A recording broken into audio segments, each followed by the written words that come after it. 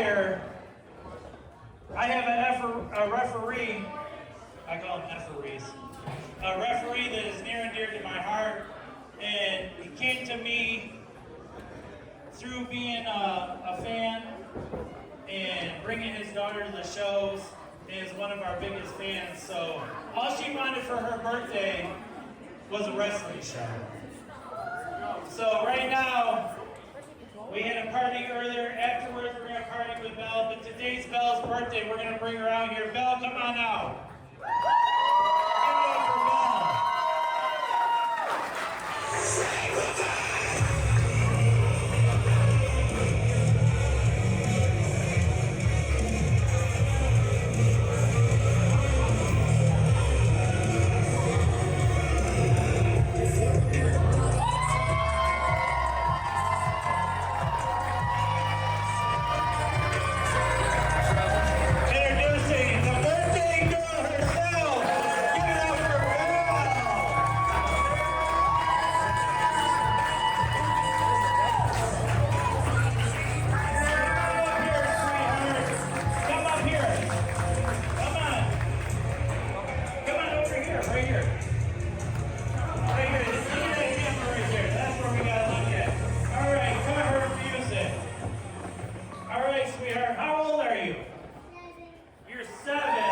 Give it up for Belle.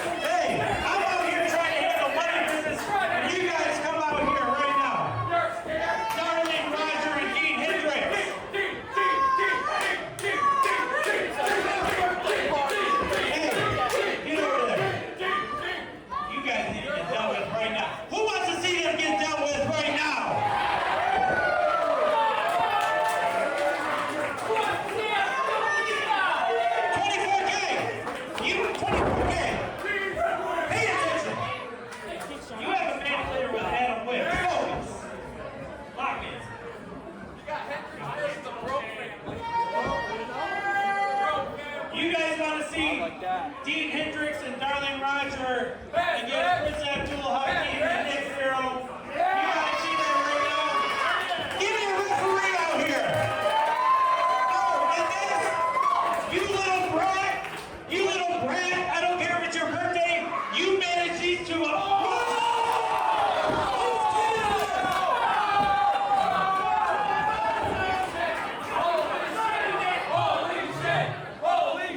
She just gave me the bird!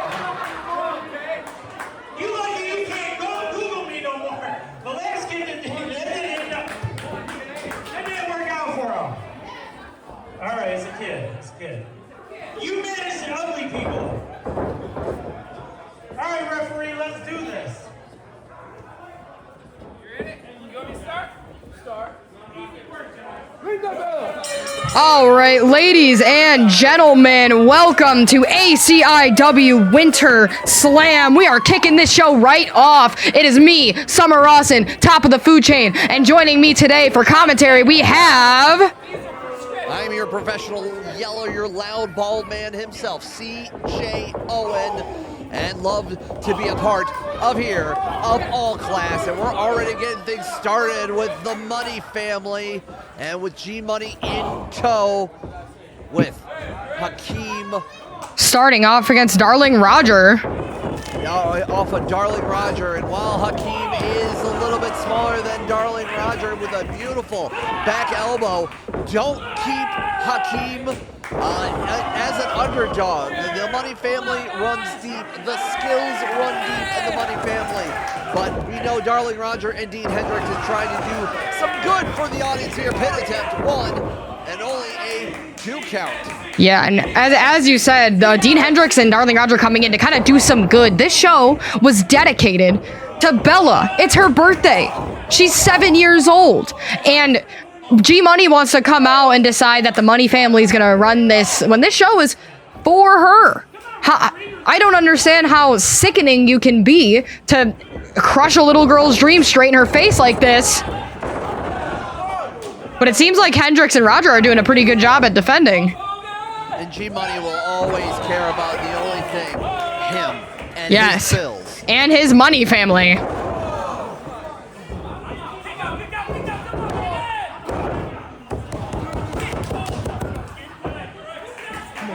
Come on, man. Get up.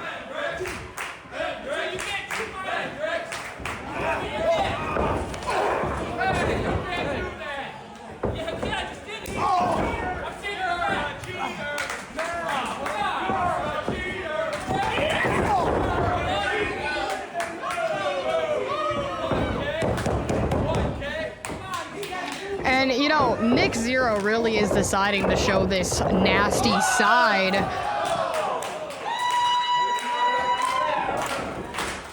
Dean Hendrix with the response.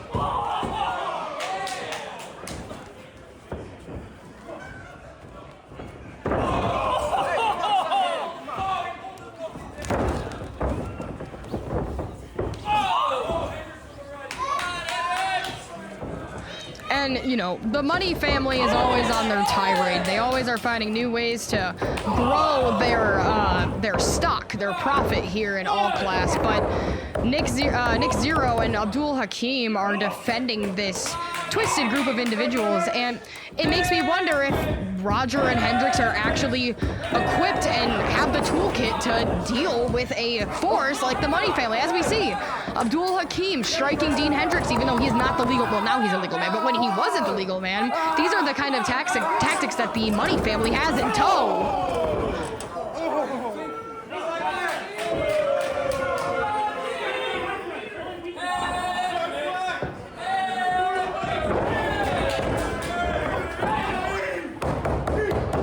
Hakeen striking straight to the stomach.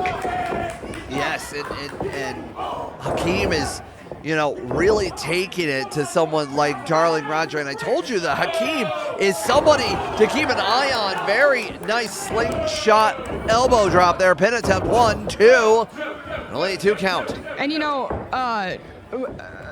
Dean Hendrix has had a lot of runs in many different areas in the Midwest, and Darling Rodger coming off of, I believe comes out of PPW. They are both kind of the underdogs in this scenario because the Money family has been the most dominant force in ACIW this whole time.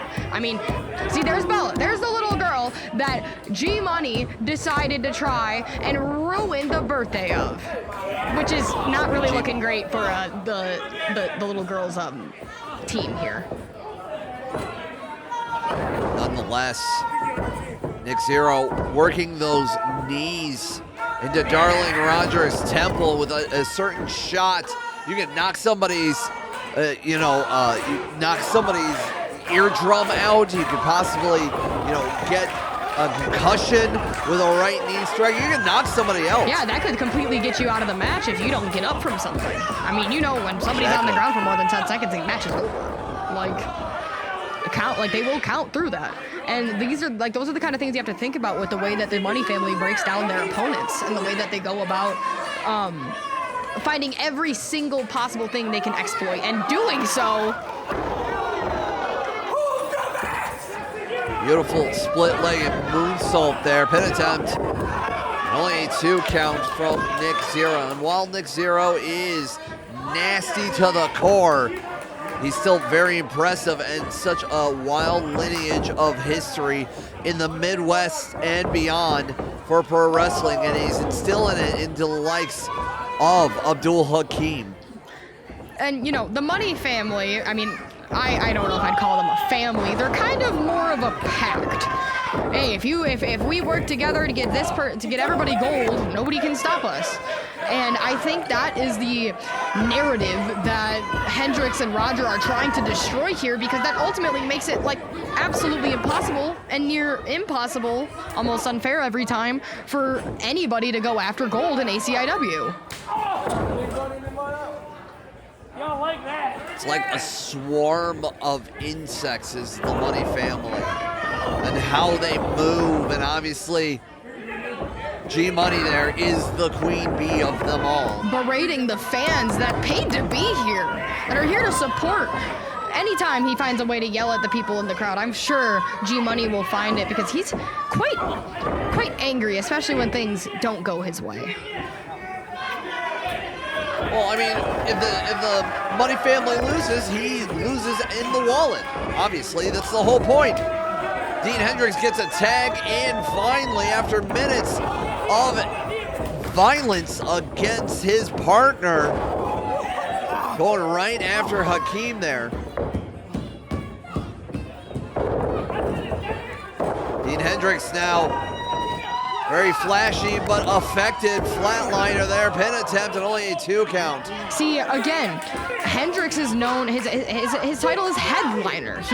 He's known to put on a performance at the same time as defending something like this or being in the ring, but sometimes it could find your downfall, as you can see. But Darling Rodger, I think, was the downfall, because he tagged himself in, and Dean Hendrix was shocked, and Hakeen is taking the advantage of the destruction of the distraction there and the interference. Uh-oh, going high. Suplex from Nick. High risk. And the cover. Frog splash there from Hakeen. And that'll do that it. will do it.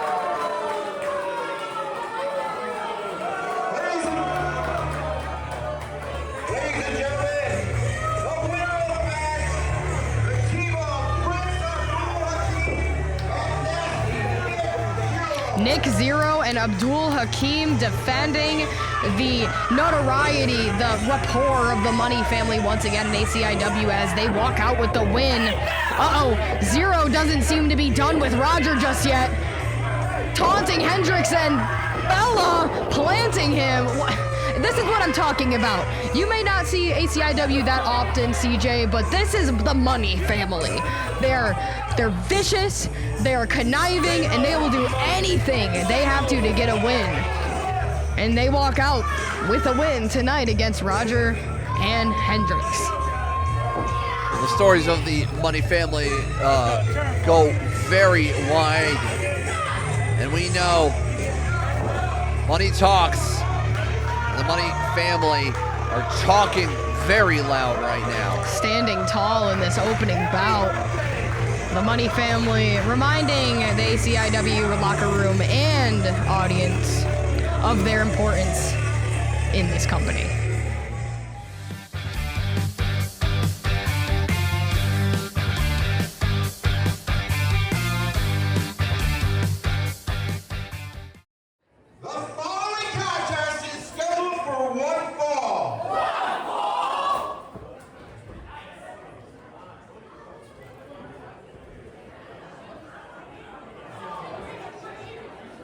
We're not against rappers. We're not against rappers. But we are against those thugs.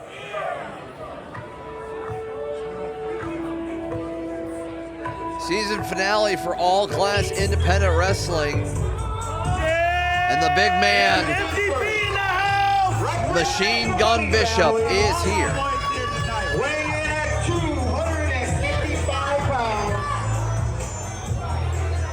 He's from Pioneer, Northside. He's like by G-Money.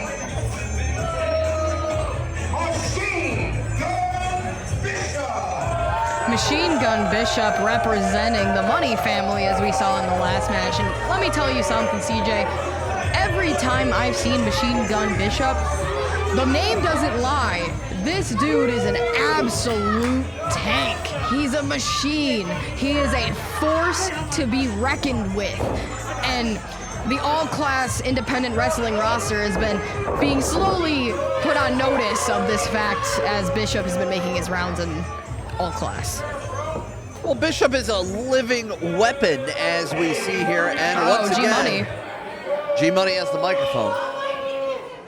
This guy in the Las Vegas showroom outfit right here, looking all bedazzled on his wife's birthday, used to be my tag team partner. But he was, but he turned against us. We had a match, a Survivor Series match, and now I get to dictate whatever job he does at every show. And tonight he's the Liberace guest ring announcer, okay? But the commission knows how much we just love Tango Jones. We cannot touch Tango Jones tonight. So the only thing he has free reign of is his mouth. Here you go, Tango Rachi.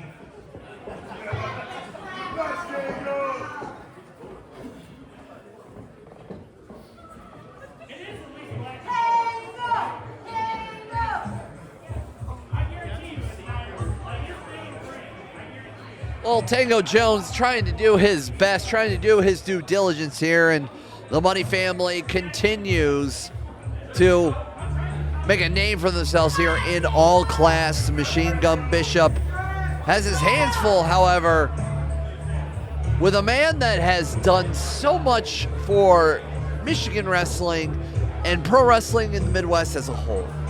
That he has. And I mean, there's something with this match that has a flair to it. Machine Gun Bishop has been making rounds and showing how dominant he is in this scene, but this man that he's up against today has had a lineage, has had a absolute, like, packet of matches and of a resume to display. And I feel like there is a sense of almost, like, having that knowledge going into this match could almost negate Machine Gun Bishop's very vicious and dominant nature.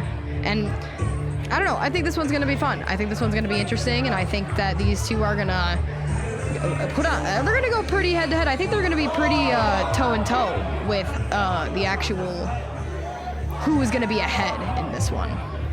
I mean, Bishop is strong, he is fast, he has G-Money in his corner. Do you understand what's happening right now in this room?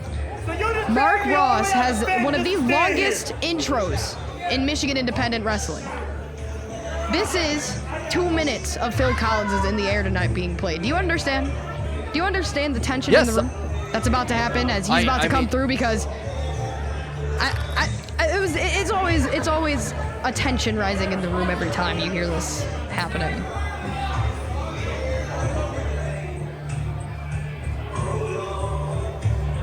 Mr. as he is known, 401k, without saying names just yet, has had many bouts in many rings with many opponents under many titles. But tonight, Machine Gun Bishop just might be one of his biggest issues. Bishop says he's scared of him. Do you think, TJ, do you think Mark Ross is scared in this scenario? I think Mark Ross needs to be aware, but scared is not the words I would describe Mark Ross. do this, I don't grab him, I do this. And as you hear me, I'm already being yelled at, but I'm being yelled at behind the camera by Bishop. People are telling, again, it's a viciousness to the Money family, and there's a certain grossness to it. And this is what Mark Ross and, as we saw in the last match, Hendrix and Rodger are trying to stop. This very controlled nature, and that is what he's here to do tonight.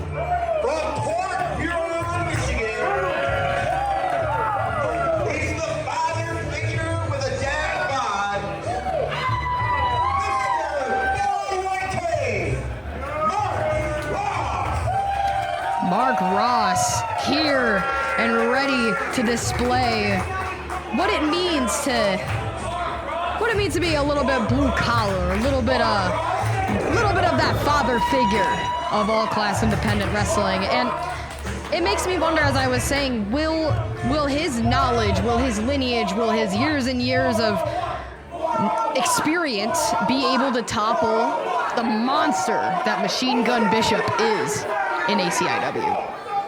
I mean, Mark Ross has so much knowledge and so much history of facing many individuals of all shapes and sizes. I think he will hold his own, but the living weapon of the Money family, Machine Gun Bishop, is going to try to continue the winning ways already established from his compatriots in the Money family, and Mark Ross is not backing down for even a moment.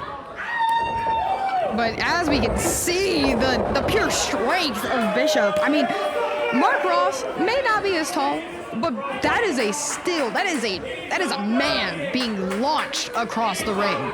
Bishop is no joke when it comes to offense and aggressiveness and lethality. Because here he goes again, as I was saying.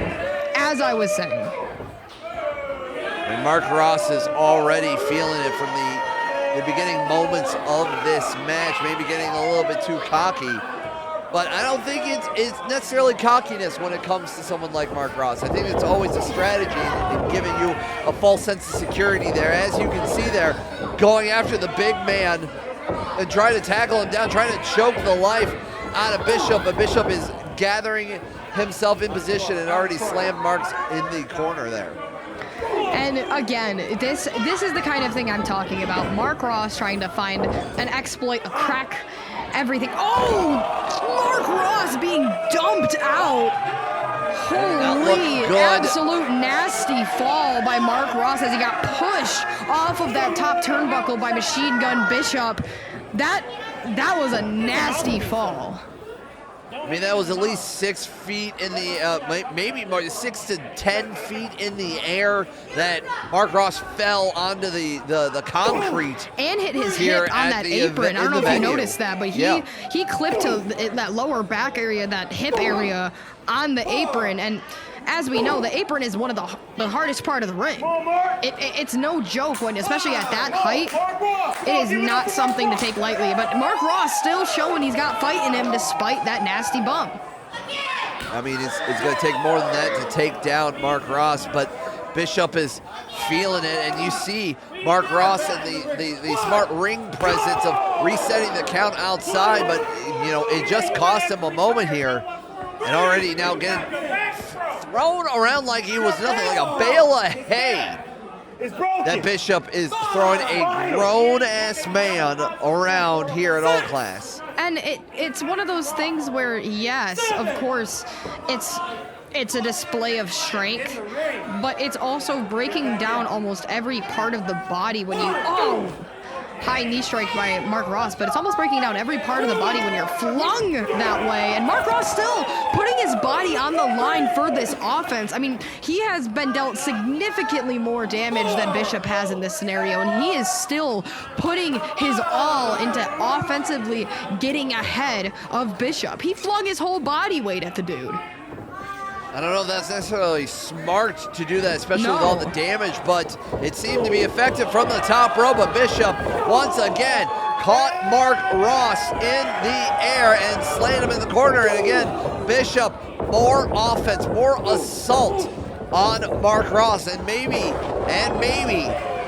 we may have underestimated the strength of Machine Gun Bishop, and only a 1 count from that, you know, nice Uranagi slam we had there. Now, smart on Bishop to continue the assault and take the oxygen, away from Mark Ross. And again, slowing down your tempo, finding those beats, those moments where you can still apply that pressure to your opponent and find a breather, it's vital. And Bishop is very smart for taking that liberty and doing so in that moment.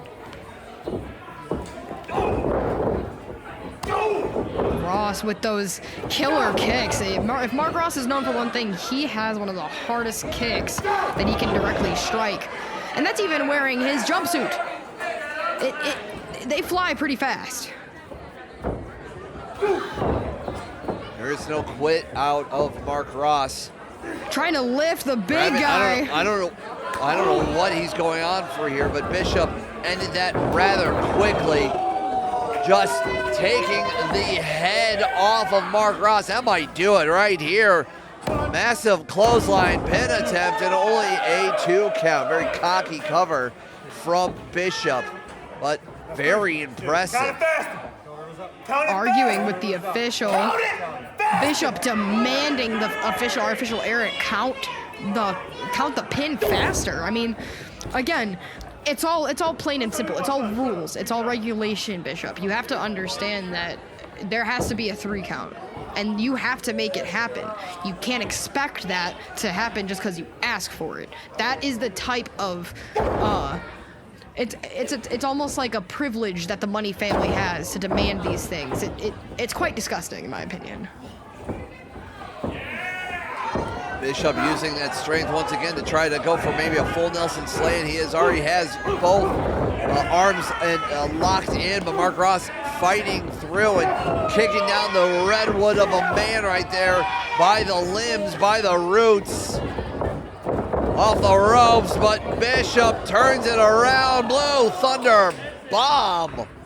Men are laid out from that. These two are putting their all into this match. This has been an all-out war from these two. We've seen it spill out to the side. We've seen them use the railing on the outside. We've seen them use the apron. These guys are using everything at their disposal here to get ahead in this match, to try and find that upper leg, try and find the way to put that 3 count into reality.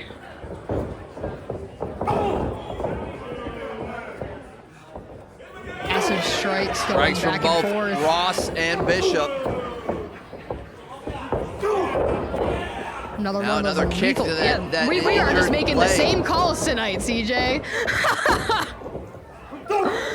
Mark, another one of those lethal high knees. And he gets the big man up. Belly to back suplex.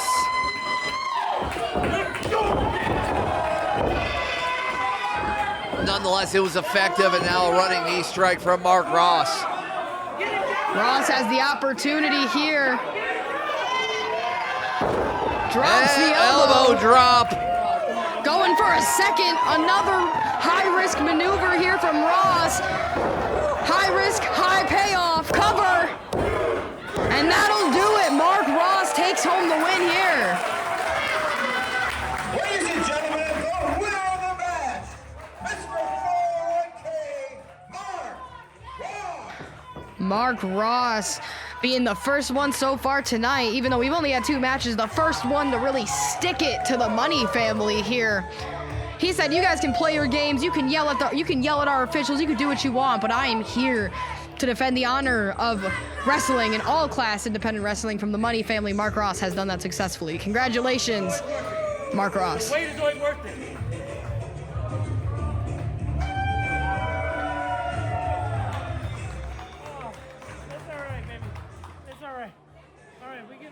Don't worry, this is not the last time we're going to see him. We're going to see him again, don't worry.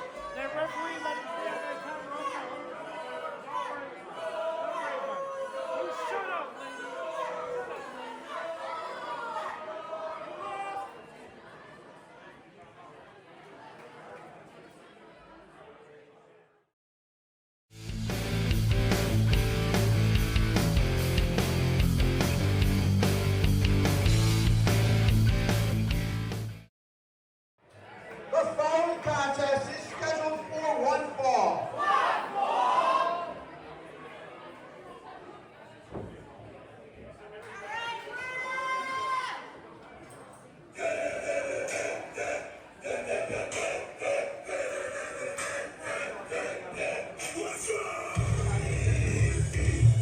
as we continue here in all-class independent wrestling. Season finale for a monumental 2025 year. We continue the action for a member of such a dynasty here in Michigan.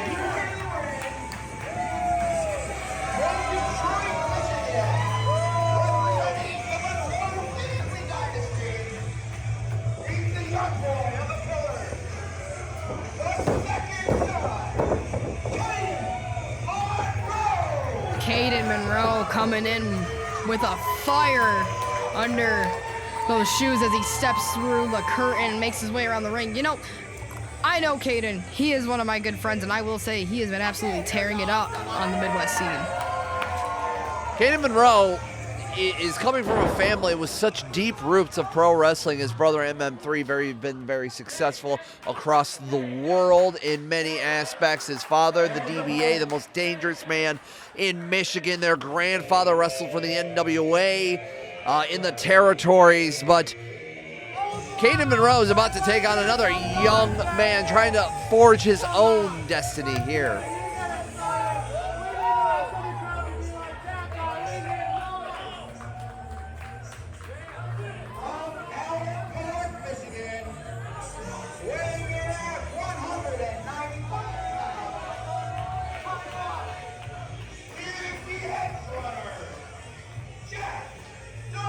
Jack Delaney, still very fresh in this scene, has been making his rounds in the Michigan scene and the Midwest scene as a whole, and these two, I think, are going to be quite well equipped for one another.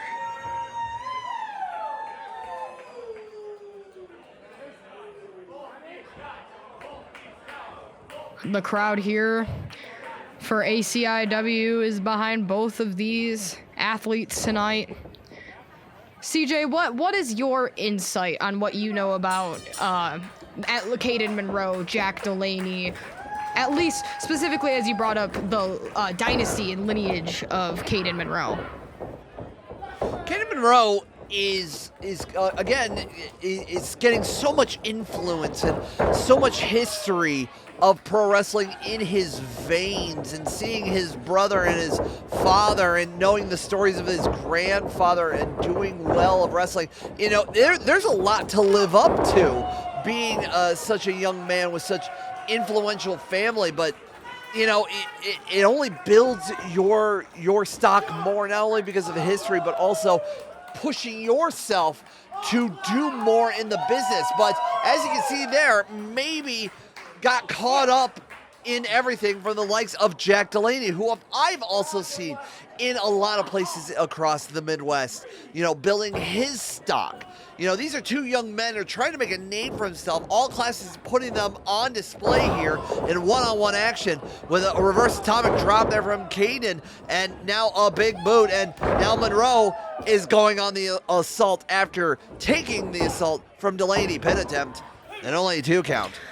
Two things that a thing that these two guys have in common is adaptability. They are very quick to find the best way to improvise in situations that they may have never encountered before, or whatever challenges they may have in a match. They are known to be able to switch, to flip themselves completely and find a way to find those exploits, but also cater to their strengths as well. As Monroe calling for off with his head. Shades of his brother, but Delaney matched him with his own off with his head with a clothesline. And hanging on to Monroe with a power bomb there, pin attempt. A very nice power bomb from Delaney. Yeah, these two have been very, very punctual with every action they've taken so far. I mean, they've been, as you were talking about with Monroe having such a dynasty behind him, and wondering if that adds pressure into these situations. You kind of have somebody that you may see yourself a few years ago in this person, even though they are not very far out in years working and being in this sport. it really can show in how they respond to one another, but I think in this scenario, they're still quite equally matched, because I would say that their go-to attempts at offense are quite similar, and we're going to see a lot of that tonight. Monroe with a fake out, and nice leg drop there from the ring apron. Off the ropes. Another clothesline there, taking Delaney's head off. Pin attempt, 1, 2, and only a 2 count.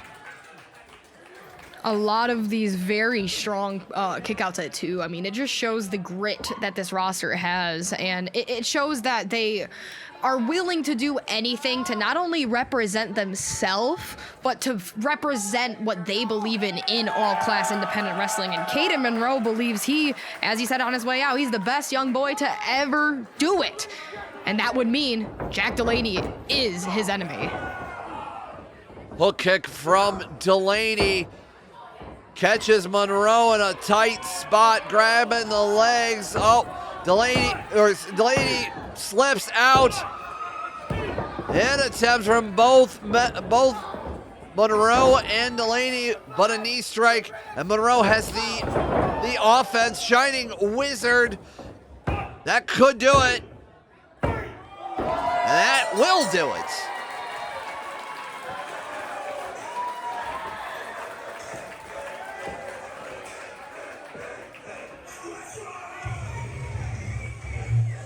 Caden Monroe coming out on top tonight, representing the Monroe dynasty, the Monroe lineage, the years of history that follow from him, and he continues to carry the torch for today along with some of his family. But if there's one thing that I know that he has a big part of in his heart for, it's respect. And that is what we're seeing between these two men today. We're gonna hug it out for 2 young men that I think will be their own set of pillars for not only Michigan wrestling, but wrestling as a whole in the future. And as we have more to come tonight, Monroe walks away with the win. We got a few more title matches. We got a ladder match as our main event tonight. Michigan has to offer. If you want some, come get some.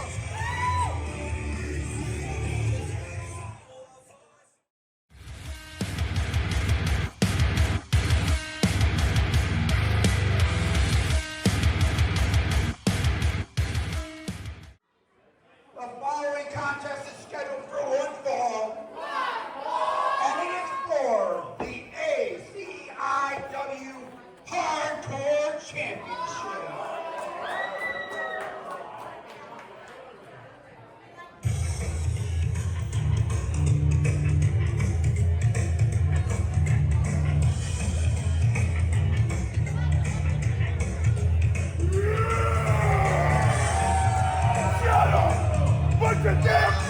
Well, as we can see, Brutus Atwell making his entrance strong here. He is the big Swamp Daddy. And Brutus, he's already yelling at the people here for all-class independent wrestling. He is here, he is stinky, and he's ready for a hardcore fight. Brutus Atwell, the Swamp Daddy himself, gator rolling on the side and bathing in the swamps of the Midwest. Giving his And belly just button an lint. absolute disgusting individual. But a disgusting individual is a type of man who will actively battle the likes of the AICW Hardcore Champion, which we will talk about in just a moment. Brutus Atwell, unpredictable and unclean. He's just on everything. Yeah. And this title that is being put up tonight for ACIW, Brutus Atwell is a tough challenge because this guy is quite known for being hardcore. The ACIW Hardcore Championship will be defended tonight by this man, who you are about to see right now. Brutus getting ready. The crowd rallying behind him. The most dangerous man in Michigan, the ACIW Hardcore Champion, the DBA. If you know it, that's a Detroit badass.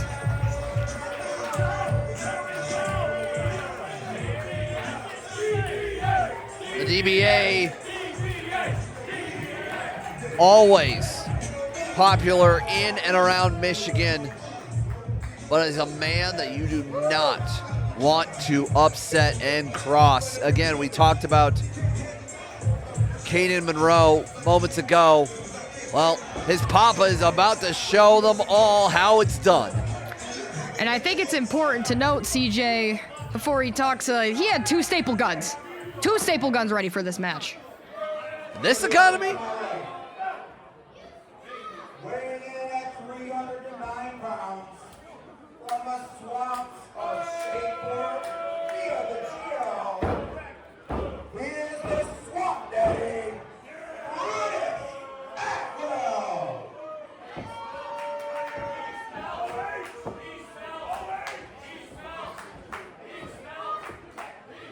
And to my left, weighing in at 198 pounds from the west side of Detroit, Michigan. He's the godfather of Michigan and the most dangerous man in Michigan. He is the ACIW Hardcore Champion, DBA. And Brutus Atwell, probably the smartest move he could do is catch DBA off his game, but maybe, just maybe, will piss off even more, which is, again, not the smartest thing to do. But, you know, it doesn't seem like Brutus Atwell has a lot of light upstairs in that lighthouse of a brain of his. I mean, I think it flickered out a while ago. I mean, as you said, you don't want to piss DBA off in a situation like this, but I think it's important to note that Brutus is very akin to these hardcore scenarios as well. This, as much as the DBA has been around them, Brutus is starting to get his footing as well in a lot of these more no rules, anything goes scenarios. So maybe he can use what he's learned over the past few years of being in these types of matches. Maybe he can use it in his advantage here, which is unlikely to say against somebody like the DBA, but I'm somewhat rooting for him. Jumping clothesline from the DBA, and while this is hardcore rules, weapons are legal. That doesn't mean we are going to throw wrestling out the window, and DBA can wrestle with the best of them, but he's more akin to the style of brawling and having, you know, that flaming elbow drop he loves to use to finish off many of his opponents, as well as the Betty White driver. The DBA, again, the most dangerous man in Michigan, and taking it straight to the Swamp Daddy himself with that trash can lid. And this is what these kinds of matches will see, being able to use anything to your advantage here. These kinds of thoughts regularly pass through the minds of these two individuals, so I can only imagine how they're going to take it and implement it in their strategy here tonight. DBA akin with throwing the trash can lid at Brutus Atwell directly in the face. I mean, there is no care in this scenario here.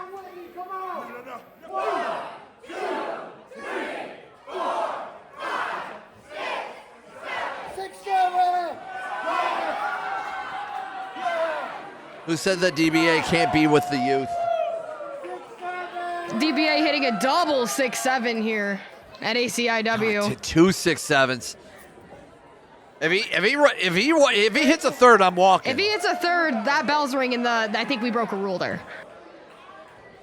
I'm pretty sure that's an automatic disqualification. You can't hit 3 6-7s.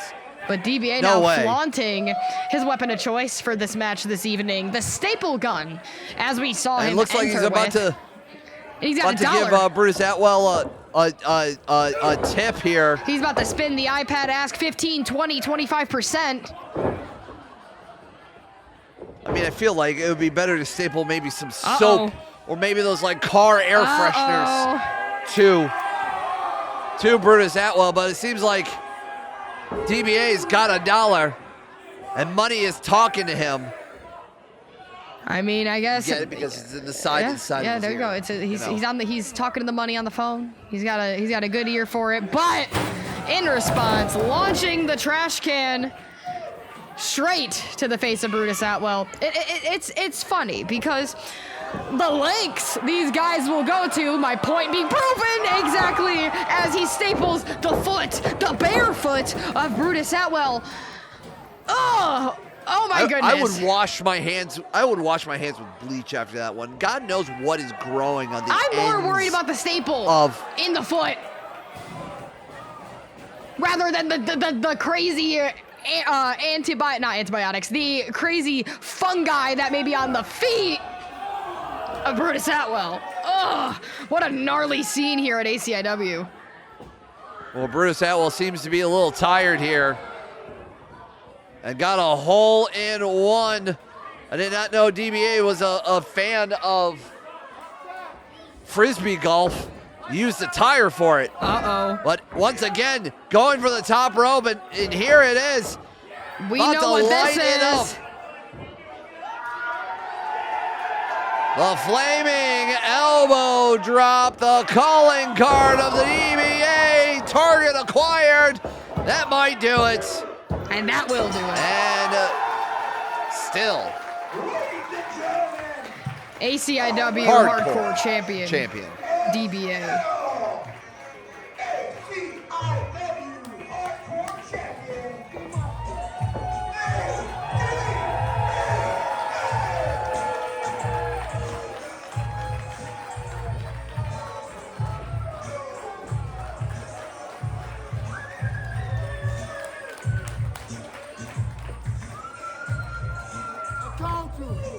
I came in as a champ.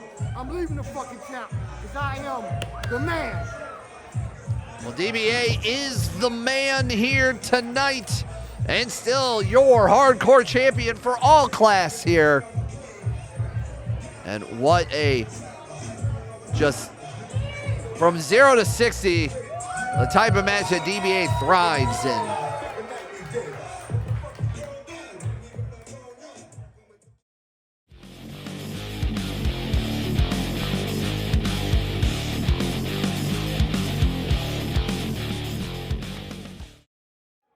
Introducing first.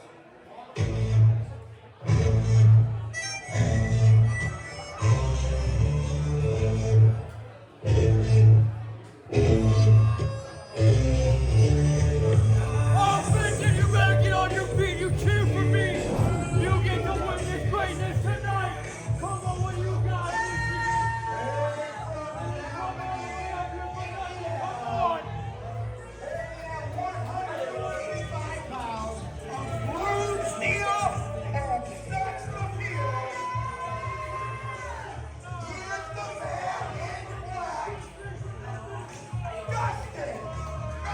Dustin Mack here at ACIW. We just saw a display of absolute hardcore nature, but now we are shifting to a different tone. Dustin Mack here with a vengeance, and his opponent is going to be a tough tape to measure up to.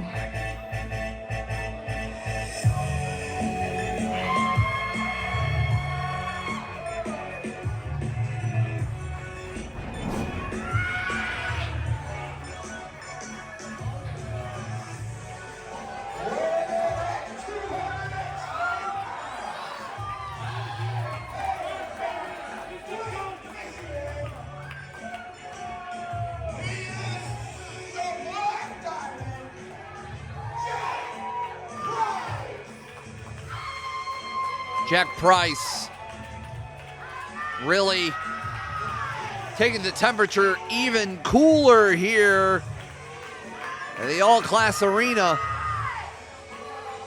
because Jack Price is about to show everybody how it's done. Jack Price against Black Diamond. Jack Price, the Black Diamond, against the man in black, Dustin Mack. These two are going to size up nicely to each other, I believe. And, you know, I haven't seen much of Dustin Mack in what he does, but what I will say is Jack Price has seen many cities, has seen many states, many countries with this wrestling thing.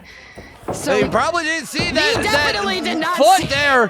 He did not see that foot coming his way, I fear. 2 count right off the back, and that might be smart from Mack to take on and take it to someone for the likes of Jack Price. I mean, look at Jack Price.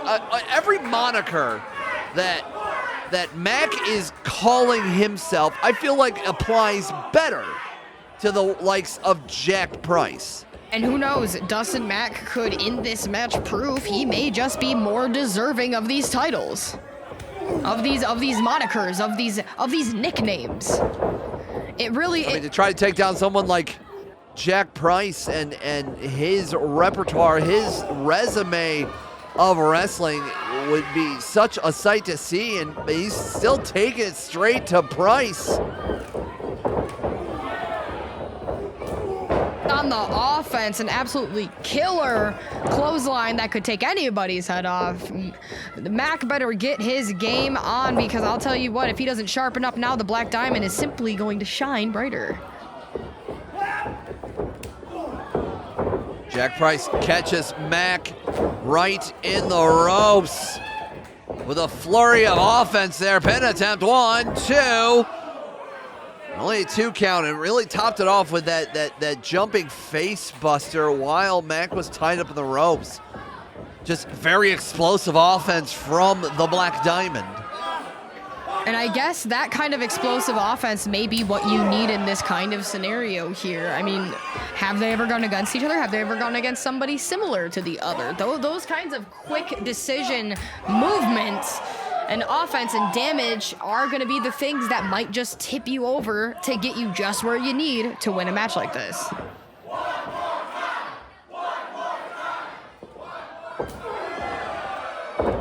Price giving the fans what they want, and they wanted more violence on the chest of Mack. On Price's shoulders now, Mack turns it around with like a very unique takedown. Go for a choke, maybe. Go for a little bit of a rear naked choke. Trying to get the Black Diamond Butterflying tap. the legs, like, yeah, like that's very impressive to take down someone like of Jack Price. Mack finding. Price just turned it around. Mack finding where that strategy could lie against somebody like Jack Price, but Jack Price seeming, Mack getting the best of him, pushes him straight out of the ring. Smart from Price to race back inside of the ring, but off the ropes. I think Price is gonna fly. Twisting plancha from the inside of the ring to the outside, and he continues the offense on Mack. Just so beautiful of an offense. Everything's so crisp. Snaps off of that senton with only a 2 count. Again, we were talking about that explosive nature, that quick thinking. Jack Price thought to change places with Dustin Mack to be able to give him the move that Mack wanted to ultimately apply to Price. Those are the kinds of ways you have to think in the ring, in the match like this. Mack got out of the way from that double stomp, and Price was going to go for more offense, but Mack caught him. Dumps Price there. It's never good when you just like whiplash somebody from their, like taking their leg literally from underneath them. Takes your balance off, takes your equilibrium off. But Mack now, couple of strikes into the side, neck breaker there, pin attempt, 1, 2. 2 count. So close. Very close. That was the closest count we've had to 3, I think, all night. Mack now applying a choke. And it's, again, these are the kinds of ways you have to break down somebody like Jack Price. Dustin Mack is doing the smartest thing he possibly could here by slowly breaking him down, slowly ripping the oxygen from his lungs, slowly making the body more sore as the match goes on. It all will pay out in the end if he can get that 3 count.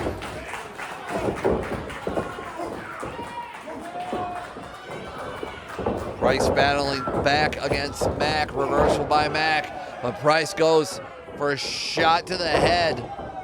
And now a clothesline. Staying on Mack is best strategy Price has done so far, because it seems like this might have been an easy night for someone like Price. But goes for an ace crusher there. Picture a perfect ace crusher, but only a 2 count. Mack is showing some tenacity. Got to give it up to the man in black there. Being able to hang in a match like this and being able to still stick to your guns, it takes willpower, and it takes a lot of strength, not only physical, but personal inner strength, to still seek a win, to seek that upper hand despite feeling that pain in your body and that will in your gut to give up. Going for possibly a devastating maneuver here. Uh-oh. Mack caught him. Wow, Mack turned caught it him. around. Mack caught him in Like with a armbar. triangle choke. Yeah. Yeah, well, it looks like a triangle choke in the ropes, and while he had to give it up by 5 or risk a disqualification, very nice offense, but not enough. Get dumped on your head. Only a 2 count, wow. Again, that Mack must have known what he was walking into with this kind of fight in him, but Price might just be almost trying to seal the deal, but Mack gets out of the way. Ducked a first roundhouse kick, but caught the second. So close. Back and forth from both of these men. Many near falls.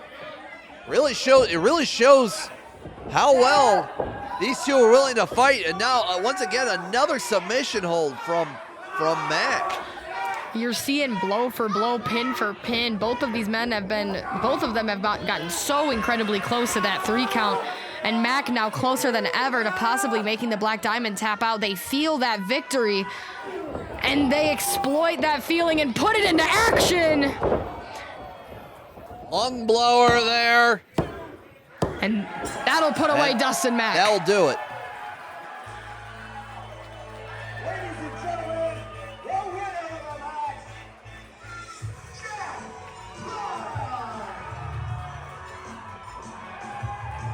Jack Price walking away with his head held high. And this might have been originally thought going to be an easy night for Jack Price, but little did we all find out that could hang with the best of them. But this diamond is shining bright tonight. And although Jack Price, the Black Diamond, is walking away with the win, we still have to give Mack that credit of walking in with somebody as seasoned, somebody as knowledged as Price.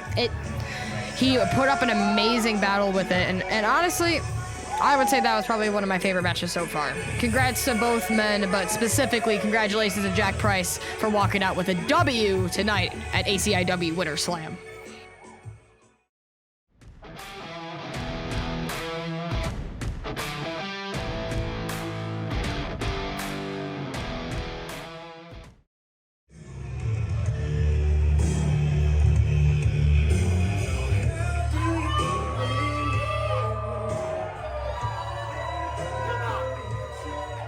Wick trying to take his unique offense and try to get some titles away from the Money family.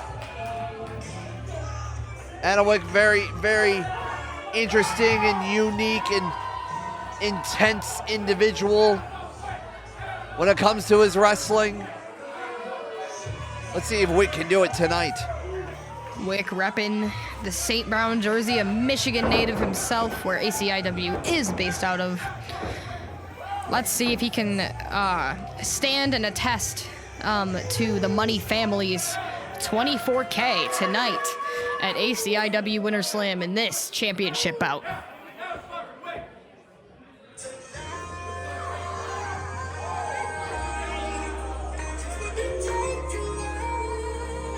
Almost like a crown jewel of the Money family. is this young man. And the title that he owns as well. Well, it is the Money Championship.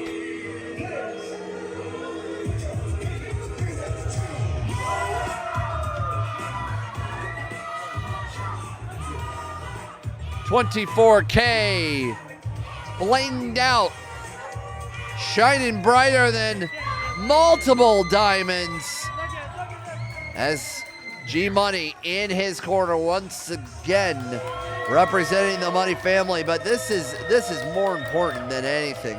Again, you talk about these killers, these individuals in the Money family that seems to grow and grow the ranks, but there is one centerpiece, the middle of it all, the middle of this solar system of individuals, and that is 24K. Again, I feel like G Money really got a handle on all of this once the Money Championship was introduced, not only, but also once he was able to start creating this dominant group of people. And 24K just seems to be at the forefront of that, along with Abdul, Hakeen, Nick Xero, JP Ono, Leela Hall, a lot of stacked names in the Money family. And Adam Wick has quite the challenge ahead of him tonight as 24K defends his Money Championship.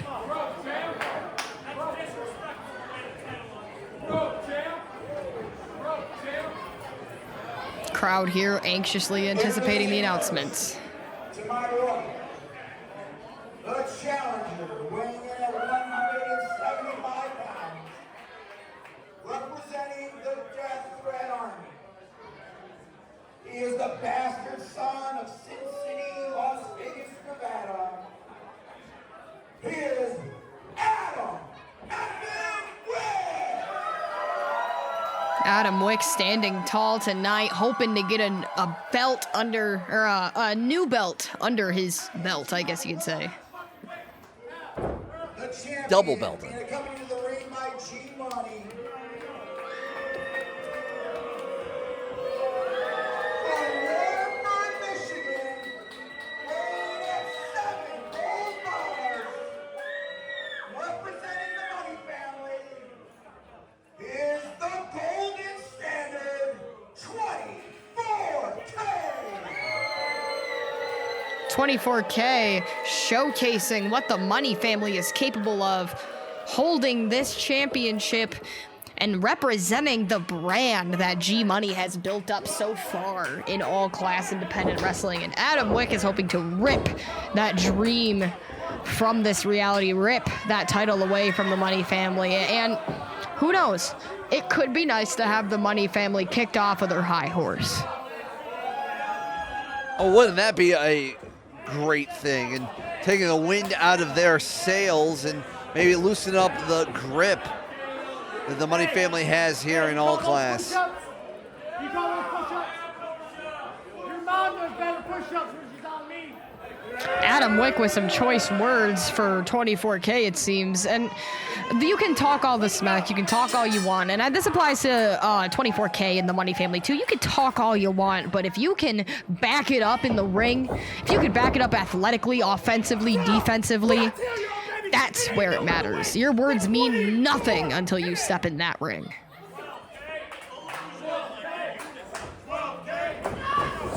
As much as 24K is very cocky, very confident, and the Money family is the Money family, as we've been saying this ad nauseum throughout the night, 24K can back it up and has backed it up. Well, if anybody can take it to someone like 24K and play the same sort of games, it is Adam Wick. Adam Wick, the bastard son of Sin City. If anybody knows how to play the house, play the overlords, it's gonna be him. He's gonna find the way. And part of me hopes for that, but there's also the part of me that doesn't want to have to deal with the onslaught of whatever the Money family will do when they throw their temper tantrum.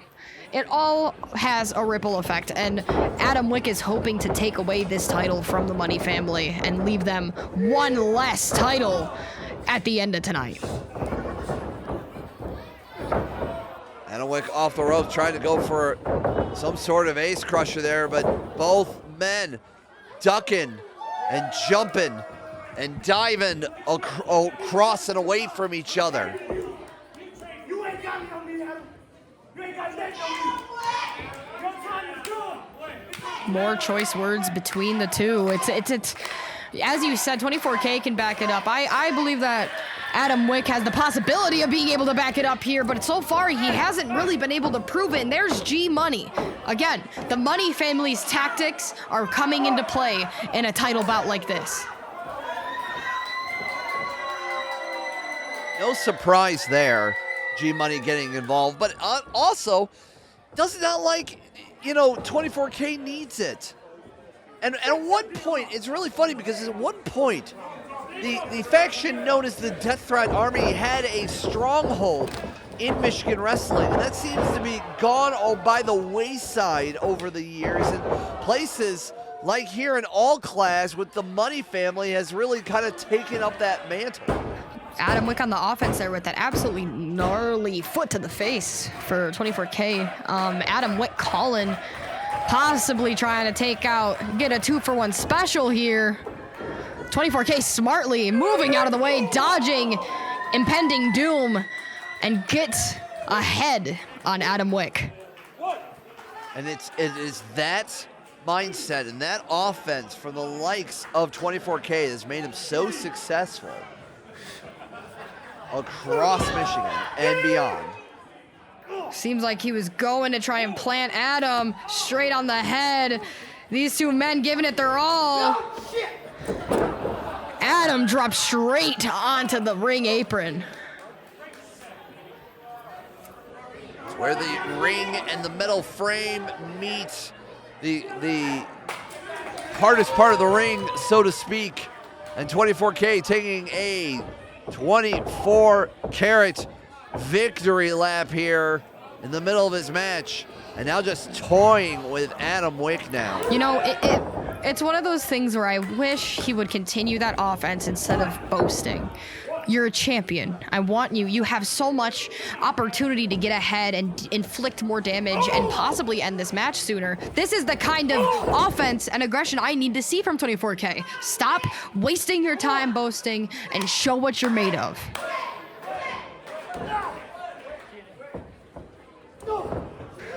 These two exchanging blows. Going blow for blow here. Wick caught by 24K, kicked straight to the midsection, then the chest, planting him with a neck breaker, I believe. Going for the pin. 1, 2. 2 count. 24K trying to catch his bearings and continue his assault on Adam Wick. Just barking at the likes of Adam Wick to get up. Wants to put this away. Keep that Money Championship with the Money family.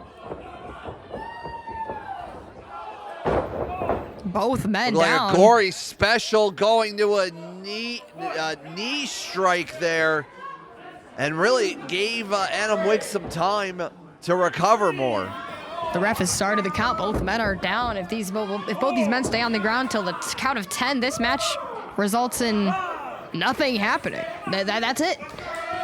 The championship stays with the champion and everything moves on. And Adam now finding that will in him to get up and continue this match. He knows what's at stake here.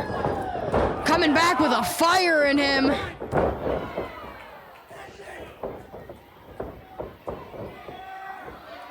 Clipping him around. Oh, nice hook kick.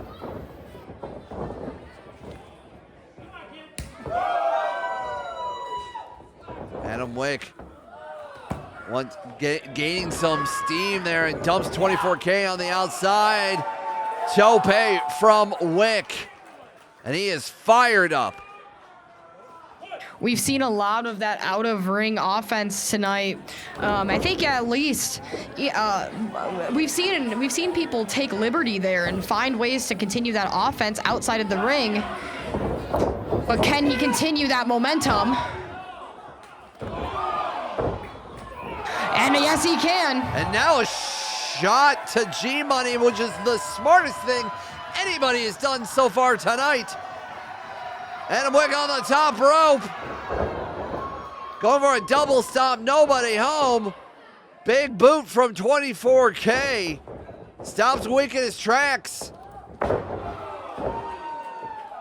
Jumps 24K on his neck, just spiked him. We should see a new money champion here. Only 2 count. Saw the crowning of a new money champion in Adam Wick, but 24K still fighting strong for the integrity and for the honor of the Money family. It's a privilege to be a part of it, so you better fight like hell when they expect you to win. And Wick is already sizing him up for something new.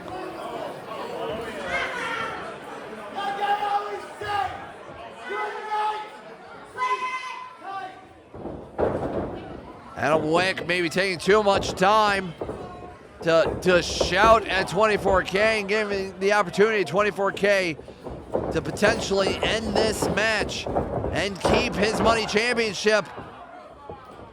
Nice offense there from 24K and only a 2 count. That lethal stomp to the chest, planting Wick, taking the wind out of the lungs of Wick. It's lethal. It can really take you from 100 straight back to 0. And Wick needs to find a way to rebound if he wants to get back in this fight for the money championship.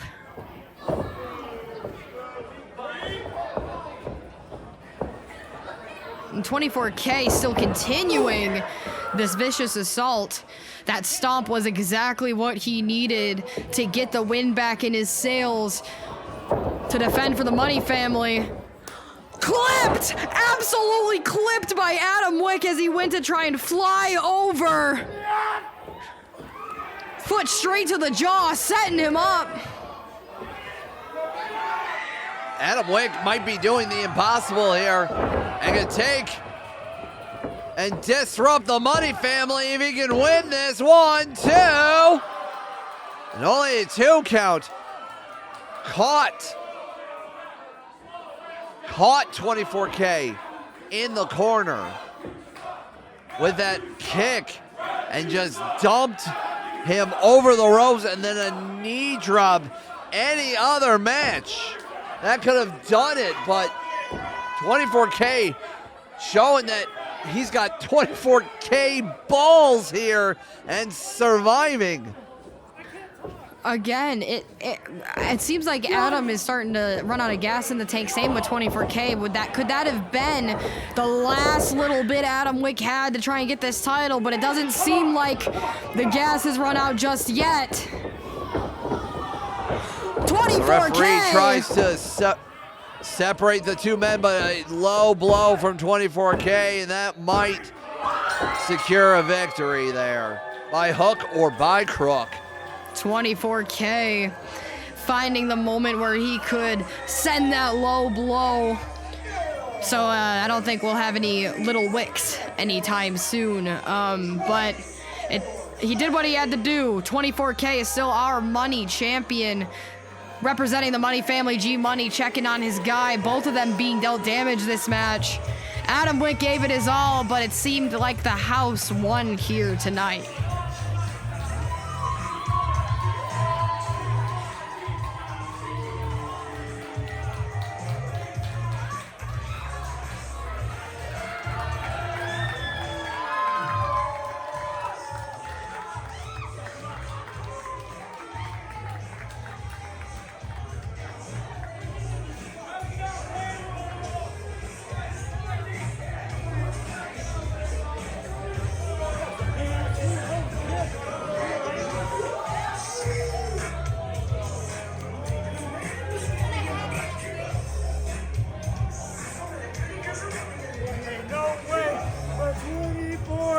baby.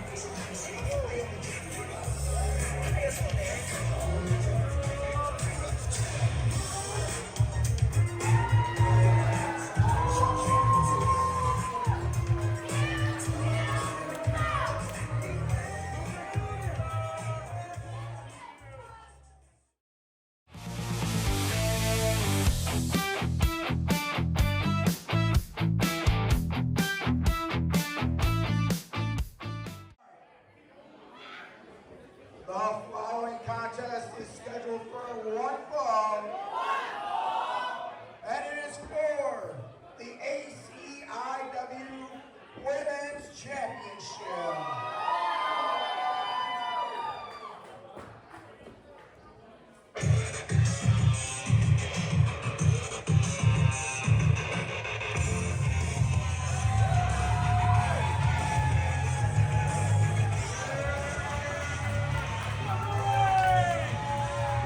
Miss Rory Shield is a spunky young woman, the pride of grind time, and someone who can probably disrupt, once again, the likes of the Money family and how deep their pockets are.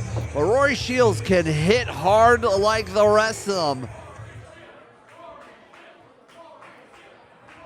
But tonight, Rory is against quite the tall tower to topple in ACIW's Women's Champion. Proud representation of the Money family, Leela Hall.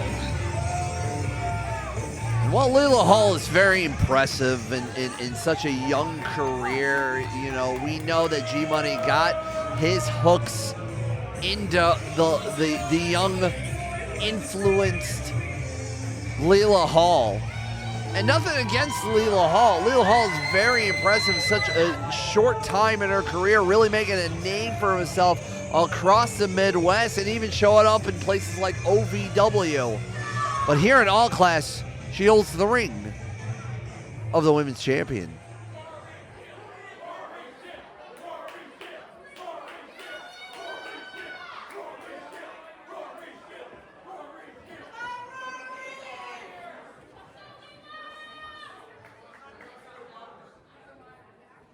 Introducing first, the challenger on my right. She hails from Las Vegas, Nevada. Rory Shield!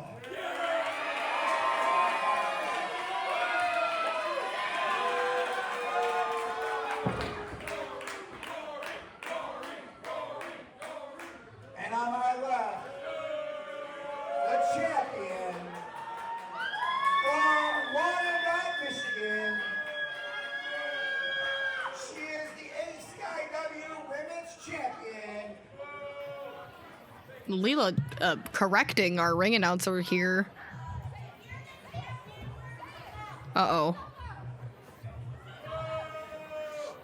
Who also single-handedly defeated Team Tango in It is true. Her team did beat Team Tango. Leela Hall.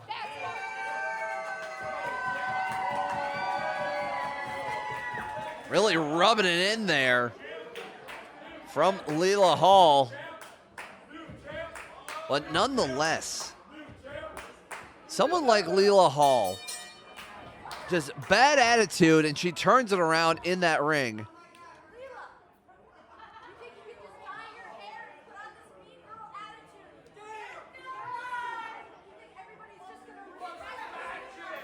Rory almost trying to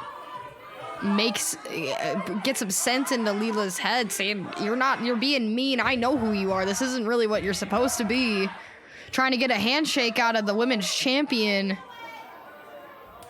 And the Women's Champion responds with a literal smack to the face in that attempt at respect.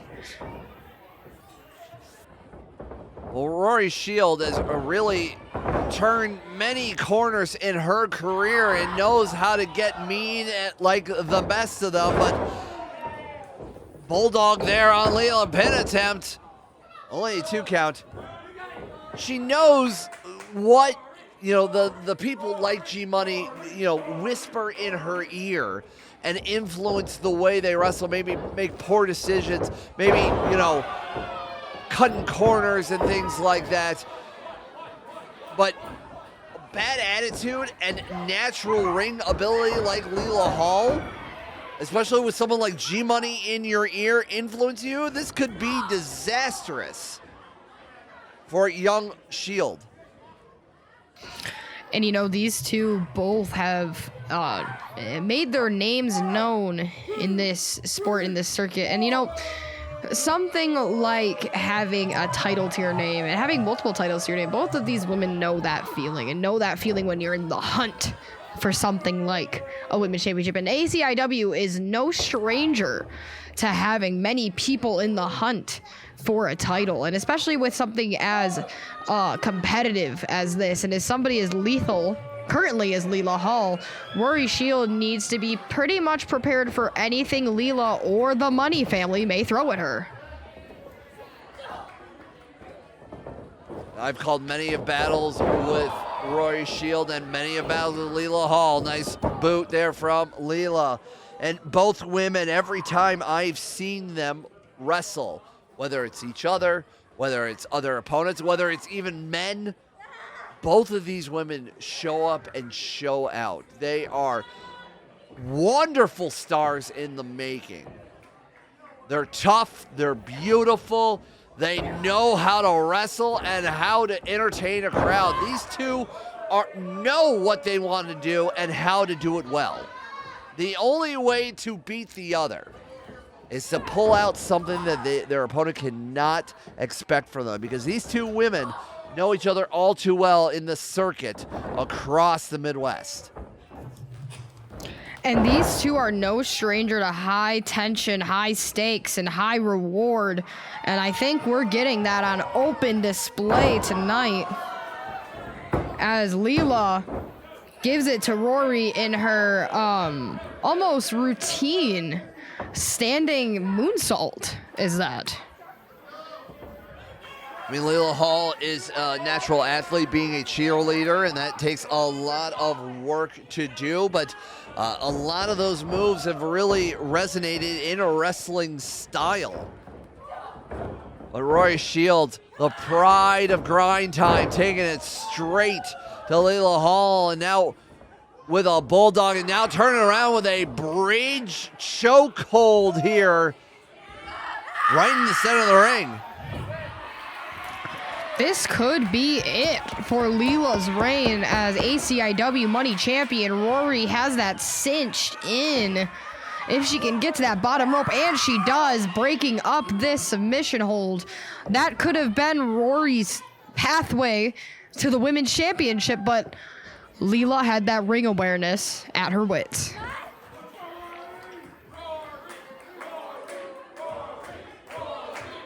This all-class crowd fully behind Rory Shield. They know just the bad attitude that Leela has done, and beautiful executed fisherman suplex with that bridge, that high bridge that Leela Hall executes oh so well. And Leela now reaching for that women's championship, that representation of the championship, the ring with the $sign. But the our referee here seems to be catching on to Leela's antics. Shot to the midsection from Rory, turns her around with a spinning neck breaker. We can see a new champion here. So close. That ring Leela spilling off the finger. Leela was so close and was too busy cutting corners. Leela doesn't need the ring to succeed. She's done so well for herself in many matches without it. And again, as you were saying, Leela, roll up. Using that bottom rope to get a little bit of leverage. Leela walks away, still your ACIW champion. ACIW Women's Champion, excuse me.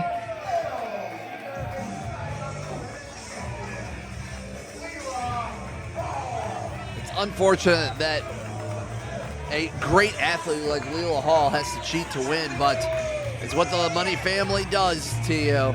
It warps you from the inside out. Uh-oh. Ring announcer Tango Jones telling Leela, don't go anywhere. Let's see what he has in store. Hey, hold on, everybody. Hold on. Y'all don't even know how hard it is to be a ref in here. You missed stuff. You have no idea.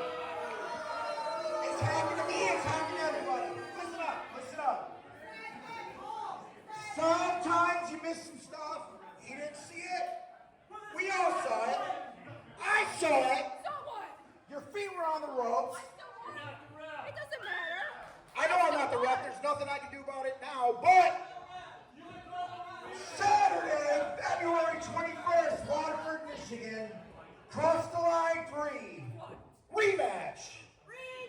Rory versus Leela. Two are on sale now. I'm not doing it. Not doing it. If you guys want to see a stipulation to that match, feel free to chime in on social media and let us know.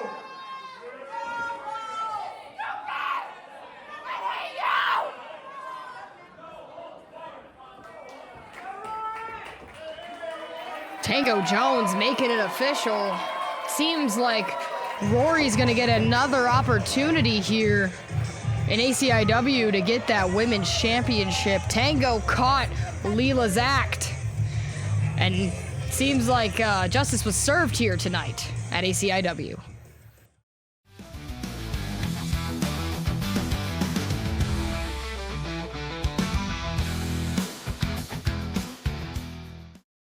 Following contest is scheduled for one fall, and it is for the ACIW Heavyweight Championship. So you get nothing. You lose. Good day, sir.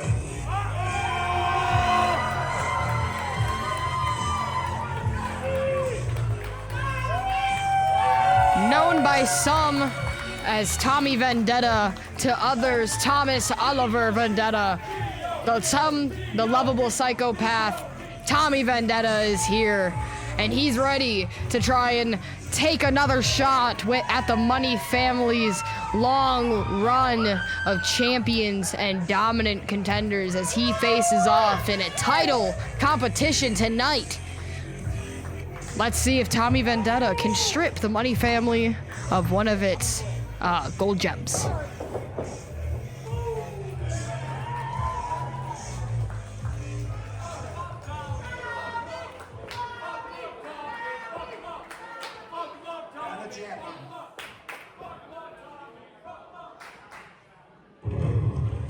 I know this plan is foolproof. Check this out.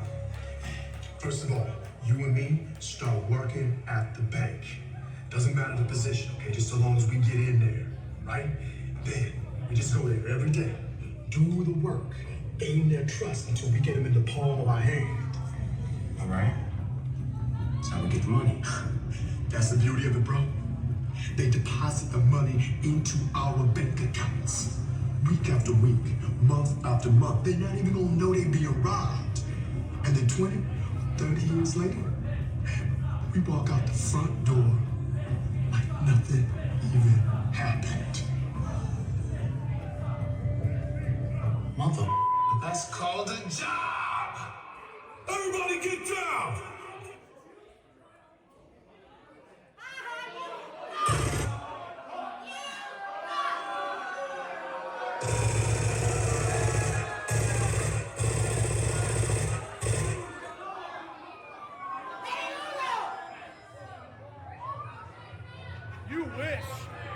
JP, oh no, Mr. One Night Only.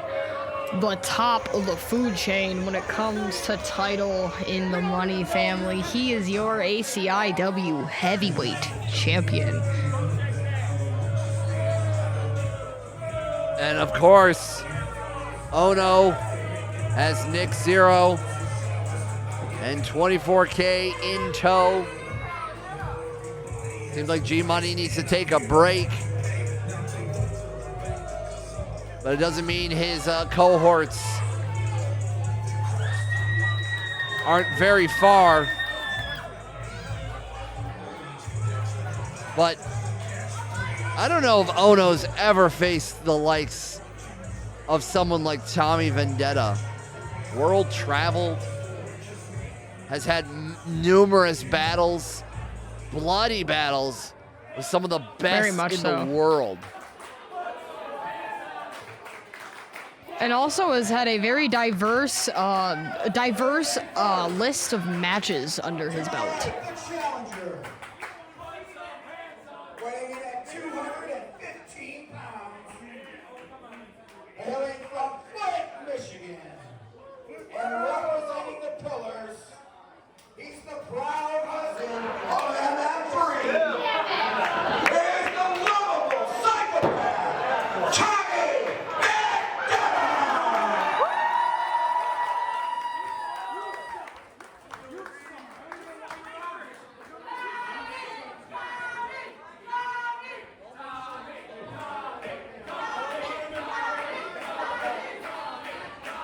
And to my left, the champion.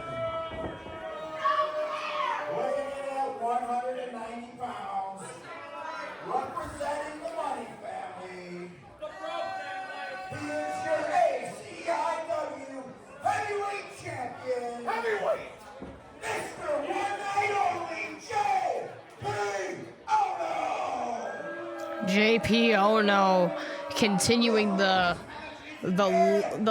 life-draining actions of the Money family as they take every gold they can from every competitor in ACIW, with Nick Xero and 24K in tow. JP Ono starting with a cheap shot as we get this heavyweight championship out going for ACIW Winter Slam.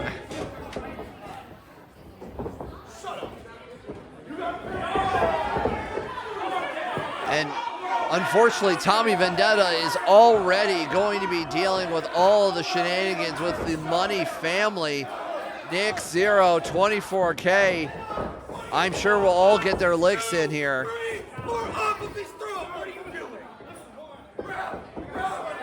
And JP Ono feigning some sort of injury to let Xero have his way really quick with Vendetta while the ref is turned around. It's the numbers game. We've seen it quite often tonight, but in a match like this of this prestige, I'm not shocked to see it, but I'm hoping that Tommy Vendetta has a response for something like this.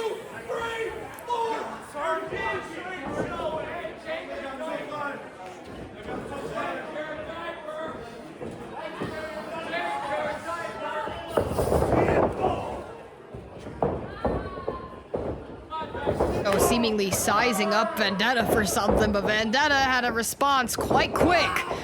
But Ono seems to have a response of his own. It's again, we're going quite tit for tat already here in this championship match. CJ, with what you know about these two. Hold on. Go ahead. Sorry. So sorry. With what you know about these two, how could you see this going? What do you hope to see, and what do you think these two guys will pull out of their tool belts when it comes to a match of this type of stakes? I mean, Ono, much like everybody else in the Money family, is going to cheat their way and cut corners. And it seems like Nick Xero is going to do more work than Ono has done in this match so far. And Tommy Vendetta is about to showcase why the pool was empty there. That beautiful senton. And Tommy Vendetta is going to showcase why he has been so impressive no matter where he goes in this country, in this world. The man has traveled to Australia, to Japan, to England to fight the toughest men. Now he's coming back into his home state of Michigan and taking the likes of Ono. Tommy Vendetta's going to wipe the floor with this guy. But you know what's going to cause Tommy Vendetta to trip up? The Money family. The numbers distractions. If Vendetta is smart, he shouldn't give a damn. Oh, Vendetta threw the title at Ono and fell. The ref. Vendetta playing the smart game here against a team that only knows antics and shenanigans. It seems like he's trying to out-shenanigate and out-smart the Money family.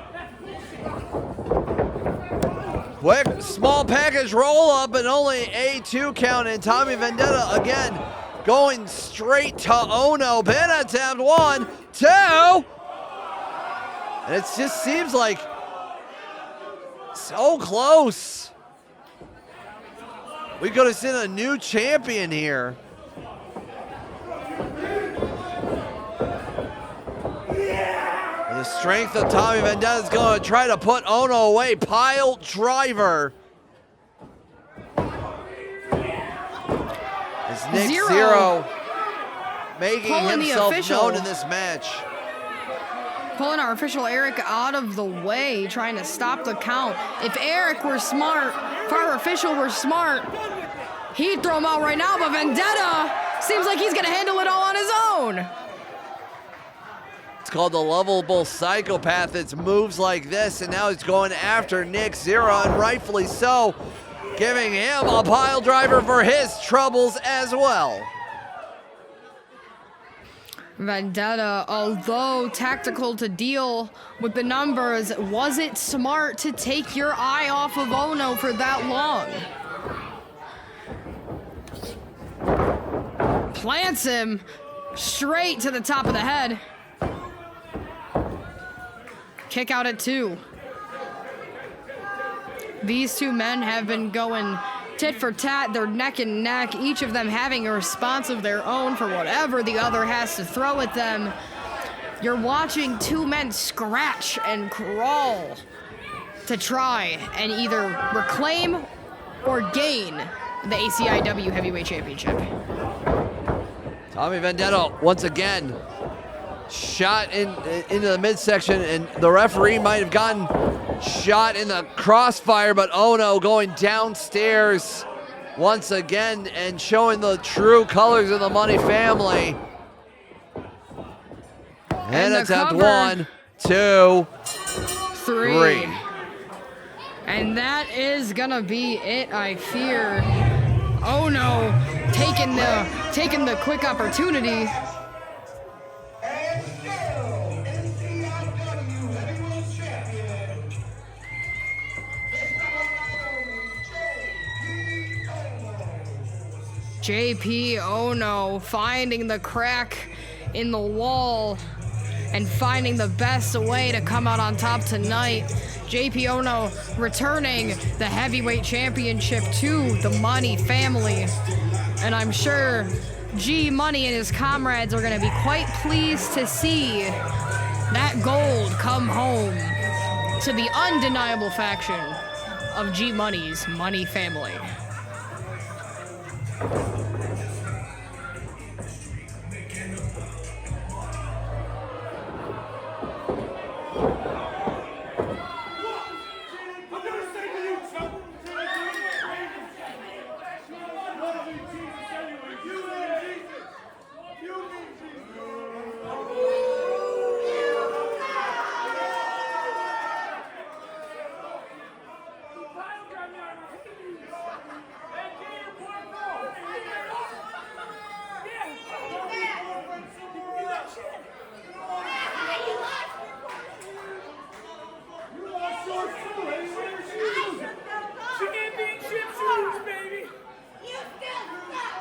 Sponsor me, please.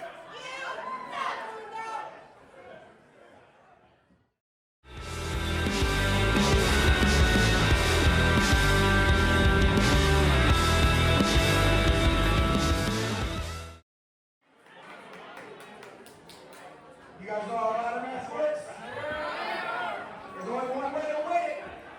Get the ladder in the ring, climb up to the top, secure both belts, and the winners will be your undisputed ACIW Tag Team Champion. What's a ladder?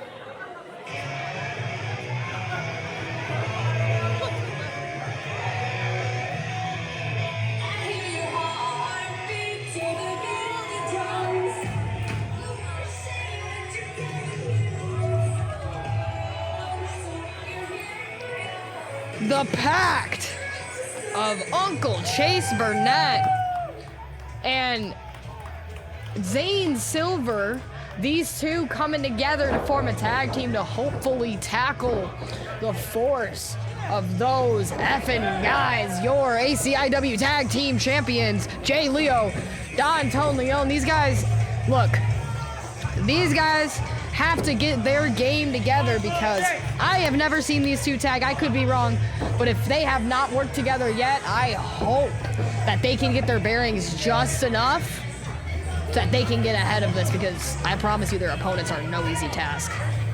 The Pact are two very unique individuals that just somehow seem to work. You know, Uncle Chase has been around the block and is still looking very spry for 900. And Silver here, very strong striker, very high flyer, very unpredictable. But those effing guys, the Leo brothers, are just built a lot different. Absolutely electric tonight as they enter ACIW Winter Slam to hopefully retain their tag team championships with 3Z, the creator of their entrance theme. This is high stakes, high reward at a high distance, I would say. Because you got to climb that ladder, grab both of those tag team titles, and you will become or continue to be the tag team champions in ACIW.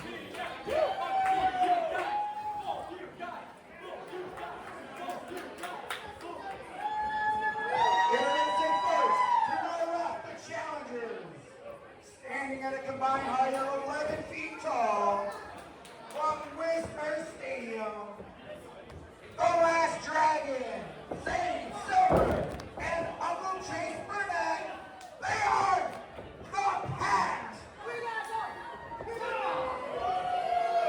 The Pact hopefully having their Lady Luck on their side, because the TFG are quite seasoned in this tag team game.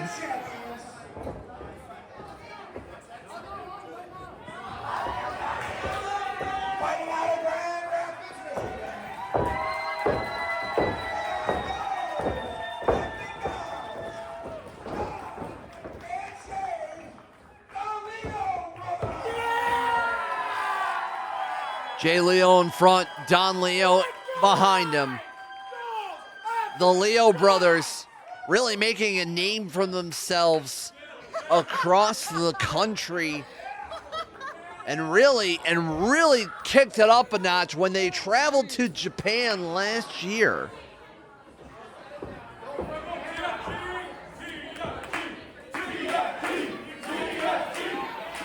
Crowd here rallying behind TFG. The crowd hoping to see a retaining tonight, it seems. But although TFG may have traveled many miles and wrestled many matches, there's always something with new teams and possibly seeing a stroke of luck here and a stroke of strength from the Pact. But they really got to make sure that this crowd does not get in their head, because it seems like the Pact is lacking in the support area, because TFG, they aren't just called those effing guys for no reason. Seems like the crowd agrees they are those effing guys. Ladder match. The only way to win is to grab a ladder and climb to the top and grab those tag titles that are hung high. There are no countouts. There are no pin attempts. There are no, knockouts or submissions. The only way to win is to grab those titles. So anything goes. As the Pact is dealing with a pact of similar offense and working strong together to take Jay Leo off of his feet. And it seems like Don Leo is already preparing a ladder for this match, but it seems like the Pact might be thinking a little bit ahead.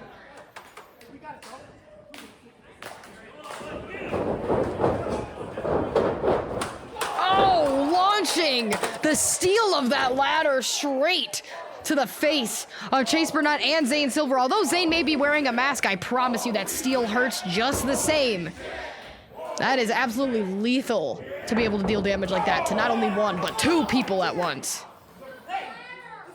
For sure. It's just a steel ladder, and that also probably hurt with the combination of the Leo brothers. The Leo brothers know each other all too well. They are a very well-oiled machine. Of that tag team action from the Leo brothers that they're so known for. Jay taking a big risk there, hoping to take Uncle Chase over the railing, but it seems like he ate a little bit more steel than he was expecting.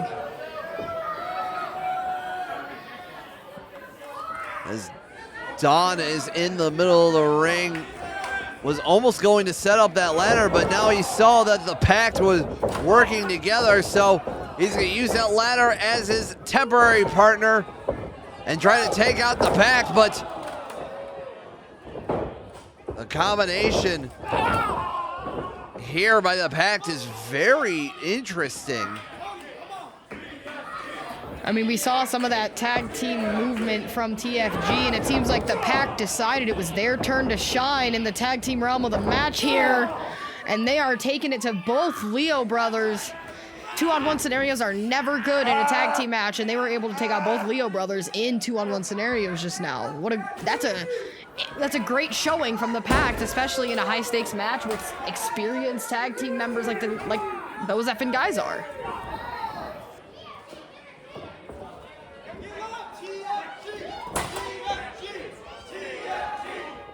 Looks like they're plotting, trying to plant Don on top of Jay in the corner. Well, this doesn't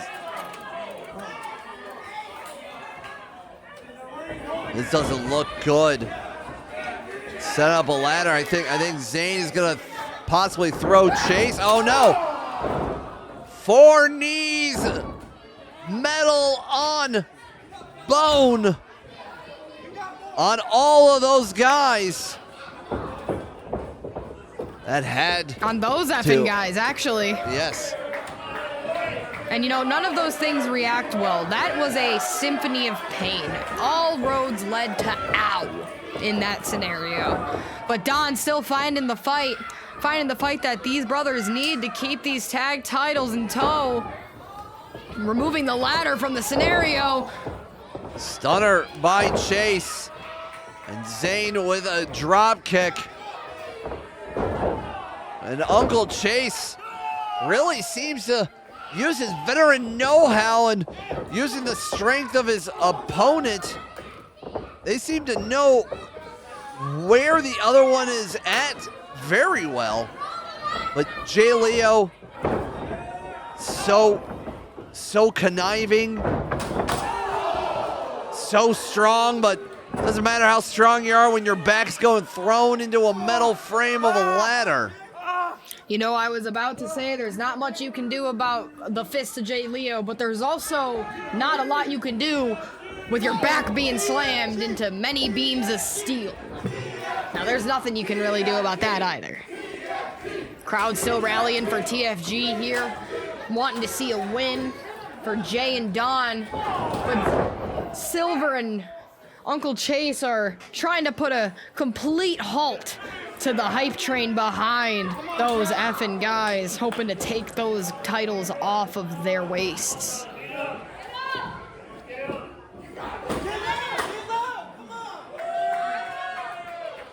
The Pact is putting the ladders from outside of the ring.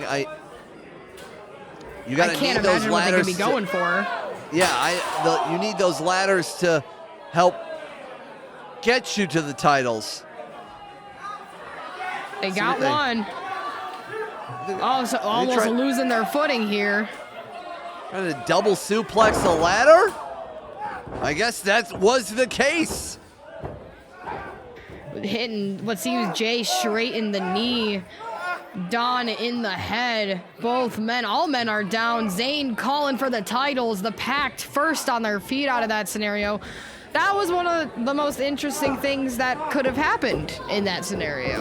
I mean, very interesting and very offensive use of the ladder, but the Pact are standing tall.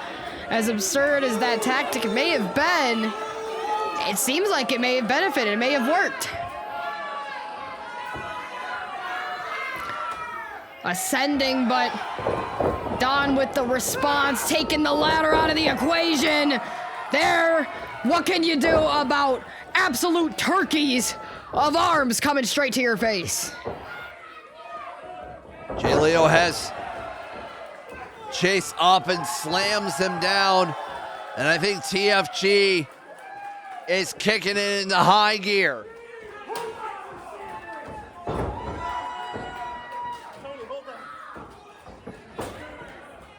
Calling for the ladder to be held, the shorter ladder of the two.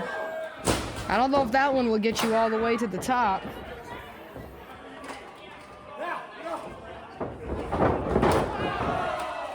Throwing Silver into the corner there.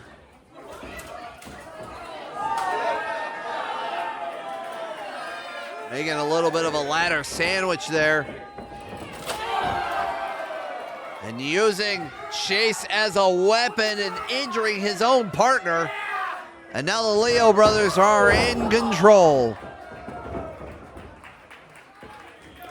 This is when Jay Leo and Don Leo shine, I think. I think once you start, well, okay. So I may have spoke a little too soon because Jay just kind of got his head knocked off of his shoulders. But what I was gonna say was TFG shines when they can work together. Silver seems like he has a similar idea to what the Leo brothers were plotting.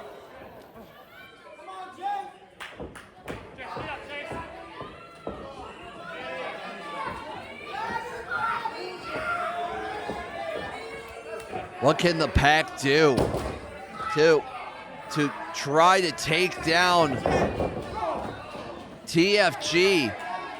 I mean, Jay is almost collapsing outside. Don is barely holding on inside of the ring.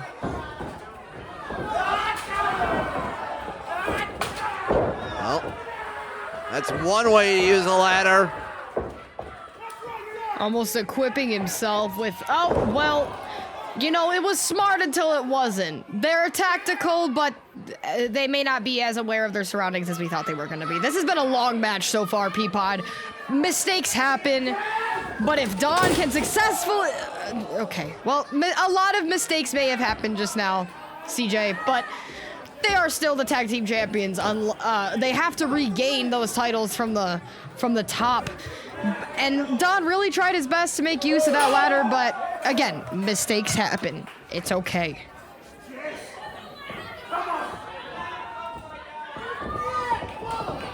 Jay begging Chase to hit him. You see the look on Jay Leo's eyes. Flipping that Chase. That mean streak of Jay Leo just shows you how diabolical he can get. And now Jay showing that diabolical side and already concocting a new palace of pain as he tries to, is he gonna, oh, he lays Silver onto the ladder. Again, even though he may not be going through it, that is not comfortable of a position to be in, especially when you're trying to regain your stamina and get your bearings a bit, but Jay is gonna make sure that Silver has no time to do so. Fenton on Silver, catching a little bit of part of that ladder on the way down. Maybe hurt a little bit of the spine and the hips of Jay Leo, but I think that might be the beginning of the end of the Pact's dreams for the all-class tag titles. I don't know if you noticed, CJ, but Uncle Chase is the first to break some skin and shed some blood tonight. That the chin of Uncle Chase is currently gushing. It seems like the ladder may have dealt a decent amount of impact there. He still has to get his bearings here if they want a chance at these titles. Chase dripping blood, Leo so close. And Chase having a response ready despite the physical and visible pain this match has made them endure.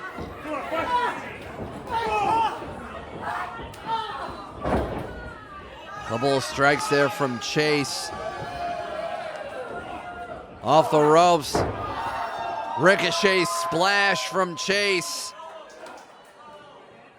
And you better shake off the cobwebs, old man. You want those tag titles? Better climb. You got a long way to go, and especially when you're broken down and beaten like this, ladders are not an easy action, not an easy thing to use as if you were using it normally, but Chase is so close to these titles right now, and Jay's got him up. What could he be planning? Straight through the steel, Uncle Chase. His back could be in half currently, the same way that ladder is. Absolute devastation and absolute grit being displayed by those effing guys. Now it's a race to the top. Don, Silver, going high. Who can make it there first?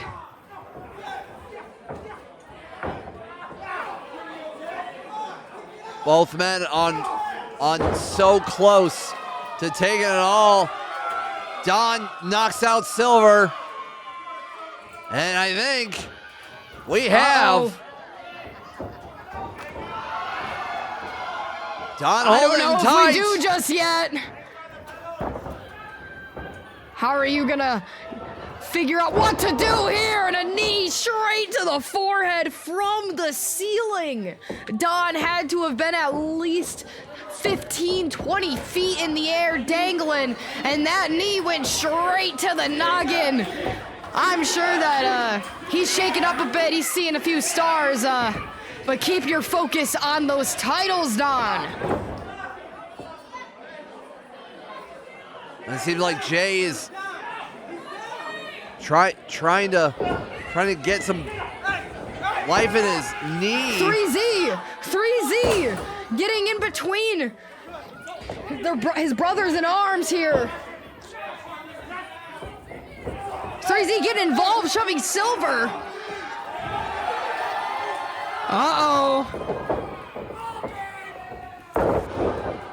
Dead on arrival. Now, Don, get off the turnbuckle, grab a ladder, and get the titles!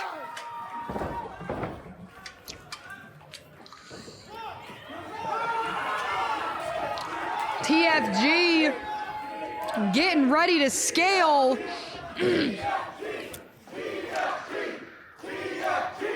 The crowd here for ACIW rallying behind. And those titles are back home with those effing guys. Jay Leo, Don Tone Leo, 3Z. Those titles have come home.